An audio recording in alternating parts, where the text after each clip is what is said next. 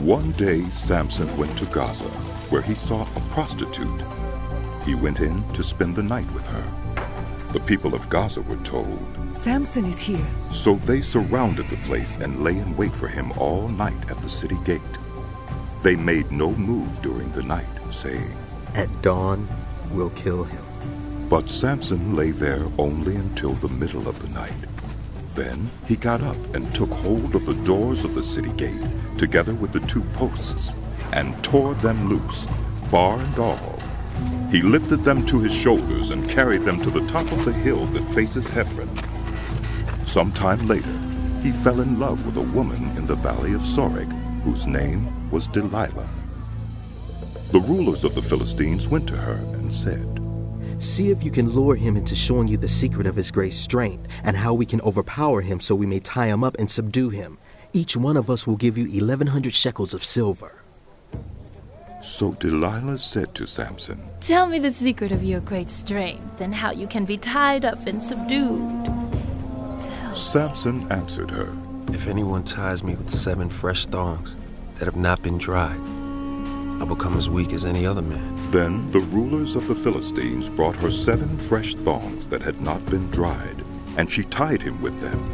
With men hidden in the room, she called to him. "Samson, the Philistines are upon you!" But he snapped the thongs as easily as a piece of string snaps when it comes close to a flame. So the secret of his strength was not discovered. Then Delilah said to Samson, "You have made a fool of me. You lied to me.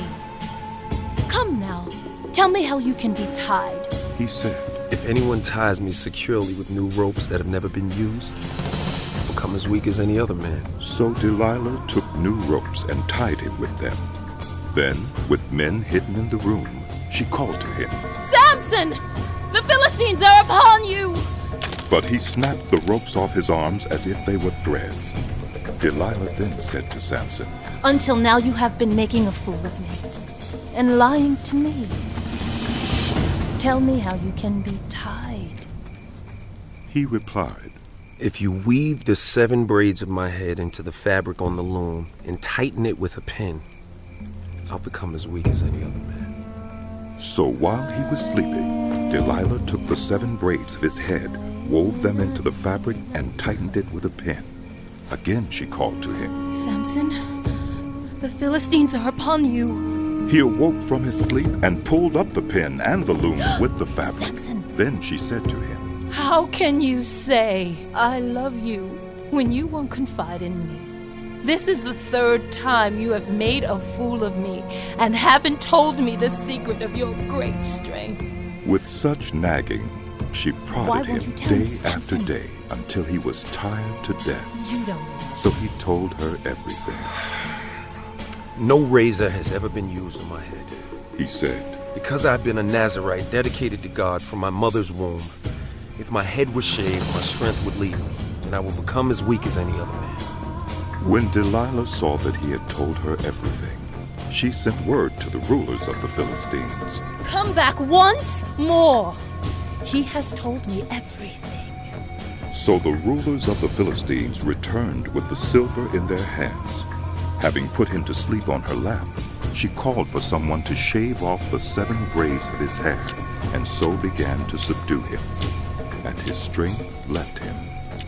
Then she called, "Samson, the Philistines are upon you!"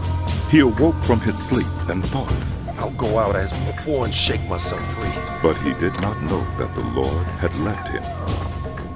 Then the Philistines seized him, gouged out his eyes, and took him down to Gaza. Binding him with bronze shackles, they set him to grinding grain in the prison. But the hair on his head began to grow again after it had been shaved. Now the rulers of the Philistines assembled to offer a great sacrifice to Dagon, their god, and to celebrate, saying, "Our God has delivered Samson, our enemy, into our hands."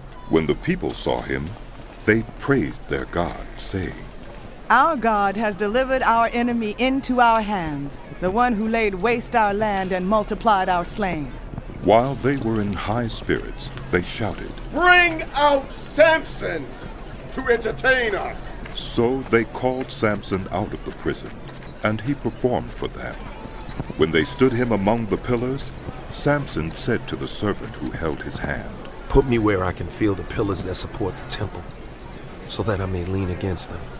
Now the temple was crowded with men and women. All the rulers of the Philistines were there, and on the roof were about 3,000 men and women watching Samson perform.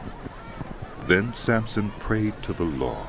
"Sovereign Lord, remember me. Please, God, strengthen me just once more, and let me with one blow get revenge on the Philistines for my 2 eyes." Then Samson reached toward the 2 central pillars on which the temple stood. Bracing himself against them, his right hand on the one and his left hand on the other, Samson said, Let me die with the Philistines! Then he pushed with all his might, and down came the temple on the rulers and all the people in it. Thus he killed many more when he died than when he lived. Then his brothers and his father's whole family went down to get him. They brought him back and buried him between Zorah and Eshtaol in the tomb of Manoah his father. He had led Israel 20 years.